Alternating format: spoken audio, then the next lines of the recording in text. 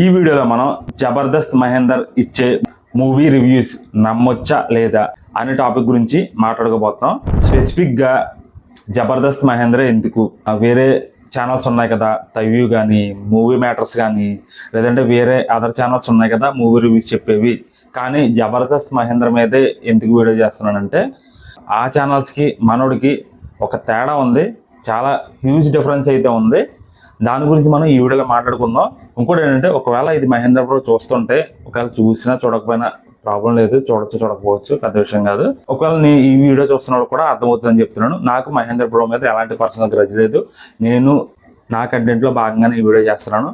ఇది నా రాజా విజన్ అనే ఛానల్. దీంట్లో నేను ఎలాంటి టాపిక్స్ గురించి మాట్లాడతాను అంటే, నా పాయింట్ ఆఫ్ వ్యూ ఏమనిపిస్తుంది అనే దాని గురించి నేను మాట్లాడతాను. ఈ వీడియోలో కూడా అంతే. నీ గురించి నేను నీ ఛానల్ చాలా కాలం నుంచి నేను ఫాలో అవుతున్నాను. నేను నీ రివ్యూస్ చాలా వరకు చూశాను, ఆల్మోస్ట్ చూశాను. చేయడానికి ఒక హక్కు ఉంది, పర్సనల్ గ్రడ్జ్ అంటూ ఏం లేదు. సో మ్యాటర్లోకి వెళ్ళిపోదాం.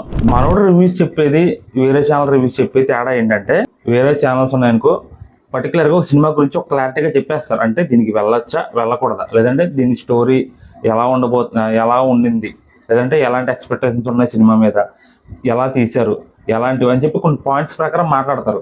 అంటే సినిమాటోగ్రఫీ ఎలా ఉంది, సాంగ్స్ ఎలా ఉన్నాయి, యాక్టర్స్ యాక్ట్ ఎలా ఉంది, ఇవి స్పాయిలర్స్ లేకుండా చెప్తారు. మనకు ఒక క్లారిటీ వస్తుంది అనమాట. మన సినిమాకి వెళ్ళినా సేమ్ పాయింట్స్ సేమ్ విధంగా అనిపిస్తాయి. ఈ ఛానల్స్ చెప్పిన పాయింట్స్ ఆ పాయింట్స్ మ్యాచ్ అవుతాయి. అంటే అరే అవును కదా, మనోడు ఇలా చెప్పాడు కదా, సేమ్ కొంచెం అటు ఇటుకి ఇలా ఉంది కదా అని చెప్పి అనిపిస్తుంది. కానీ ఇదే విషయం జబర్దస్త్ మహేందర్ విషయం వచ్చేసరికి వియర్డ్గా ఉంటుంది. అంటే మనోడు చెప్పిన దానికి మనకు అక్కడ అర్థమైన దానికి డిఫరెంట్గా ఉంటుంది అనమాట. మనోడు చెప్పినప్పుడేమో ఆ సీన్ టాప్, ఈ సీన్ తురుము అంటాడు, కానీ అక్కడ వెళ్ళిన తర్వాత మనకి ఎంత లేదే, మనోడేమో ఎగిరెగిరి మరి చెప్పాడు కానీ సీన్లో ఎంత లేదే, ఈ సినిమాకి ఇంత లేదే అనిపిస్తుంది అనమాట. కొన్ని పాయింట్స్, పర్టికులర్ పాయింట్స్ మనోడు మాట్లాడటం తెలీదు, లేదంటే మనోడికి అంత అవగాహన లేదో నాకు తెలియదు, కానీ కొన్ని పాయింట్స్ అయితే మనోడు చెప్పడం సరిగా ఉండదు. కొంచెం బయట వాళ్ళు చెప్పే రివ్యూకి, వీళ్ళు చెప్పే రివ్యూకి, మనోడు చెప్పే రివ్యూకి తేడా ఉంటుంది అనమాట. అంటే వాళ్ళు స్పెసిఫిక్గా ఒక లైన్లో, ఒక ఫార్మాట్లో, ఒక పర్టికులర్ పాయింట్లో చెప్తారు. దాన్ని బట్టి మనకు చాలా క్లారిటీ వచ్చేస్తుంది. వాళ్ళు ఏంటంటే ఉన్నట్టు చెప్పేస్తారు, మనోడు ఏంటంటే కొంచెం జంకుతాడు.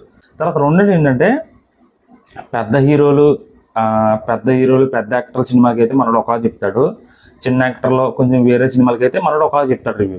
కొంతమంది యాక్టర్స్ ఉంటారు కదా, వాళ్ళ సినిమాలు వచ్చేటప్పుడు ఒకలా చెప్తారు. మనోడు ఏంటంటే, మనోడు ప్యాటర్న్ ఎలా ఉంటుంది అంటే, కర్ర ఎరగదు పాము చావదు అన్నట్టు ఉంటుంది అనమాట. సినిమా బాగాలేదు అనుకోండి, బాగుంది, చాలా బాగుంది సినిమా, మంచి స్టోరీ అని చెప్పాడు. సినిమా అస్సలు బాగోలేదు, బిలో యావరేజ్ అనుకోండి, ఓకే బాగానే ఉంది సినిమా, చూడొచ్చు అన్నట్టుగా మాట్లాడతారు. అంటే జంక్ అనమాట. మనోడికి కొంచెం భయం ఉంటుంది, సినిమా బాగలేదు కదా, బాగలేదని చెప్పేస్తే ఏమైనా స్ట్రైక్ వేస్తారేమో, లేదంటే ఛానల్కి ఏమైనా అవుతుందేమో, ఏమైనా రిపోర్ట్ లాంటివి కొడతారేమో అని మనోడికి భయం ఉంటుంది. ఎందుకంటే మనోడికి మెయిన్ సోర్సెస్ ఛానలే కాబట్టి ఆ ఛానల్ మీద ఉన్న ఇదితోటి కొంచెం డౌట్గా చెప్పారు అనమాట. సేఫ్ గేమ్ అన్నట్టుగా సేఫ్ జోన్లో వెళ్తూ ఉంటాడు మనోడు రివ్యూస్ చెప్పడంలో. మళ్ళీ దీనికి తోడు ఇంకోటి ఏంటంటే, సెకండ్ రివ్యూ అనేది ఒకటి స్టార్ట్ చేశాడు మనోడు. ఇప్పుడు చేయట్లేదు అండి, మనోడి దాకా సెకండ్ రివ్యూ అనేది ఒకటి మొదలు పెట్టాడు. ఫస్ట్ ఏం చెప్తాడు, మనోడు సినిమాకి వెళ్ళి వచ్చేసిన తర్వాత అలాంటి సినిమా సరే బాగుంది తోపు అని చెప్పేస్తాడు.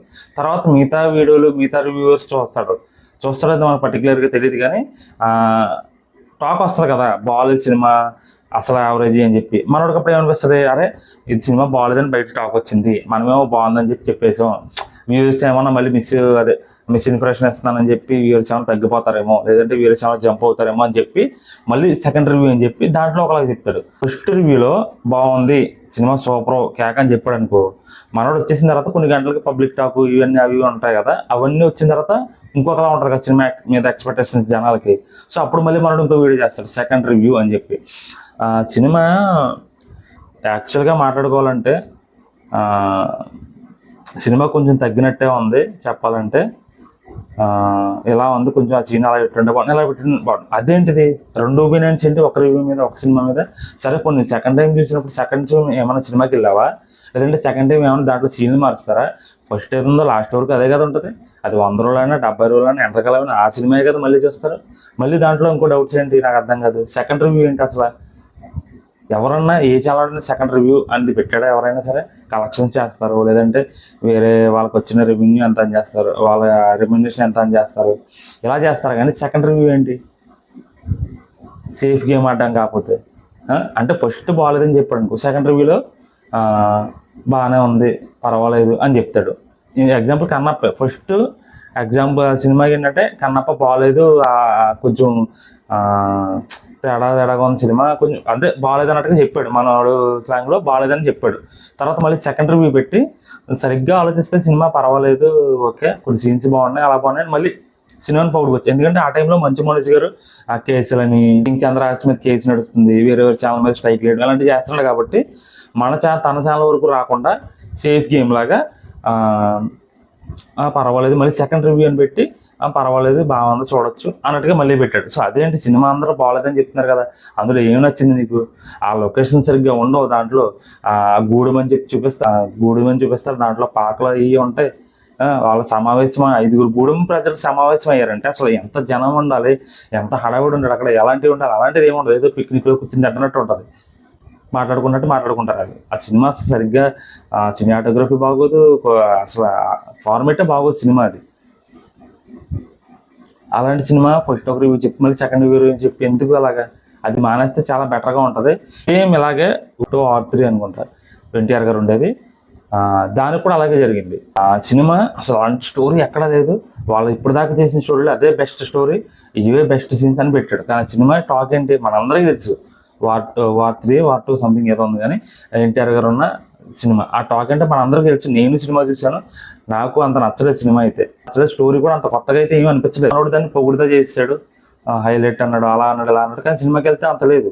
ఎందుకు సేఫ్ గేమ్ ఆడడం? రివ్యూస్ నీకు చెప్పాలనుకుంటే జెన్యున్గా చెప్పాలి, మళ్ళీ జెన్యున్ రివ్యూస్ అని చెప్తాడు మనడు. జెన్యున్ రివ్యూ కాదు అది, సేఫ్ గేమ్, అది సేఫ్ రివ్యూ. అది నీకు ప్రెజర్ రాకుండా, అటు వ్యూస్ జంప్ అయిపోకుండా మిడిల్గా చెప్తావు నువ్వు. ఇప్పుడు ఎక్కడో చిన్న భయం ఉంటుంది నీకు, యూట్యూబ్ ఛానల్కి ఏమైనా అవుతుందంటే. సో ఫస్ట్ మనం యూట్యూబ్ ఛానల్ పెట్టామంటే, ఏదైనా టాపిక్ గురించి మాట్లాడుతామంటే భయం ఉండకూడదు, బెదిరి ఉండకూడదు, ఆడేం చేస్తాడు ఈడేం చేస్తాడు, నువ్వు మాట్లాడకుండా నువ్వు చెప్పాలి, అప్పటి జనాలకి కరెక్ట్గా రీచ్ అవుతుంది, ఓకేనా? సో ఫైనల్గా రివ్యూస్ నమ్మొచ్చా నమ్మకూడదు అంటే, నేనైతే మహేంద్ర బ్రో రివ్యూస్ చూసి అయితే వెళ్ళను. అలాంటి సినిమాలు కూడా కొన్ని సినిమాలు ఫ్లాప్ సినిమాలు కూడా మనోడు సూపర్ అంటాడు, టాప్ అంటాడు, ఆ సీన్ ఈ సీన్ అంటాడు, కాబట్టి నాకైతే నచ్చదు. నాకైతే మహేంద్ర బ్రో రివ్యూస్ అంతగా ఇష్టం ఉండవు. మార్బెల్ కానీ, మూవీ మ్యాటర్స్ కానీ, తైవ్యూ కానీ ఇలాంటి రివ్యూస్ వస్తే మనకి ఎగ్జాక్ట్గా మ్యాచ్ అవుతుంది. కొంచెం ర్యాపిడ్ చెక్స్ అని ఒకటి ఉంటుంది, ఆ ఛానల్ కానీ చూసామంటే కొంచెం రివ్యూస్కి సినిమాకి మనం వెళ్ళినప్పటికీ రివ్యూ చూసి సినిమాకి వెళ్ళామనుకో మనకి ఎగ్జాక్ట్ పాయింట్ కరెక్ట్, అవును ఈ సీన్ ఇలా పడితే బాగుండు, ఈ సీన్ ఇలా ఉంటే బాగుండు అనిపిస్తుంది. ఒకవేళ వచ్చిన తర్వాత రివ్యూ చూసినా కూడా మనకు క్లారిటీగా అర్థం అవుతుంది. అంటే మనకేం పాయింట్స్ అక్కడ నచ్చలేదు, సేమ్ పాయింట్స్ ఇవి చెప్తారు, కానీ మనోడు ఏంటంటే ఈ పాయింట్స్ బాగున్నాయి, ఆ పాయింట్స్ బాగున్నాయి, మనకు నచ్చలేనివి కూడా, దాంట్లో అంతగా బాగాలేనివి కూడా హైలైట్ అని చెప్తాడు. సో అక్కడ మనకు దెబ్బ అవుతుంది అనమాట. మనోడు రివ్యూ చూసి వెళ్ళామంటే కొంచెం సినిమా ఎక్స్పెక్టేషన్ మనకు తగ్గుతుంది, అరే మనోడు ఏంటి బాగుందని చెప్పాడు కానీ సినిమా ఎలా ఉంది అని ఫీలింగ్ ఖచ్చితంగా వస్తుంది. కాబట్టి మహేంద్ర బ్రో రివ్యూస్ నమ్మొచ్చా లేదా అంటే, అబ్బాయి మేము పెద్ద పాయింట్స్ లాంటివి ఇవి పట్టించుకోము, మాకు అలా ఉండాలని ఇలాంటి ఉండాలని లేదు, అలా ఉండాలని లేదు, పెద్ద పాయింట్స్ అవసరం లేదు అనుకుంటే నమ్మొచ్చు, నమ్మి మీరు వెళ్ళొచ్చు.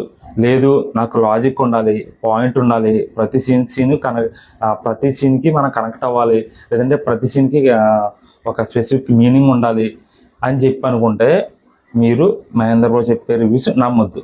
ఎందుకంటే ఆ వాటికి వీటికి అంత సింక్ అవ్వదు, నేనైతే నమ్మను. సో మీ ఫీలింగ్ ఏంటో నాకు తెలియదు, కానీ నా పాయింట్ ఆఫ్ వ్యూలో జబర్దస్త్ మహేంద్ర బ్రో చెప్పే రివ్యూస్ అయితే నేను నమ్మను. నాకైతే అంత ఎక్స్పెక్టేషన్స్ ఉండవు, అంత రియాలిటీగా అనిపించవు. ఖచ్చితంగా అది మనోడు భయపడుతూ చేస్తాడు, సేఫ్ గేమ్ ఆడుతూ చేస్తాడు, రియల్గా అక్కడ ఉన్నది ఉన్నట్టు చెప్పడు. సో నాకు కాబట్టి నచ్చదు. మేము అంత పాయింట్స్ పట్టించుకోము అనుకునే వాళ్ళు ఉంటే చూడండి, ఛానల్ సబ్స్క్రైబ్ చేసుకోండి, రివ్యూ చూడండి, రివ్యూ చూసి సినిమాకి వెళ్ళండి, ఓకేనా? ఇది నా point of view Mahendra bro గురించి. మళ్ళీ నెక్స్ట్ వీడియోలో కలుద్దాం. నేను మీ రాజా, సైనింగ్ ఆఫ్, బాయ్.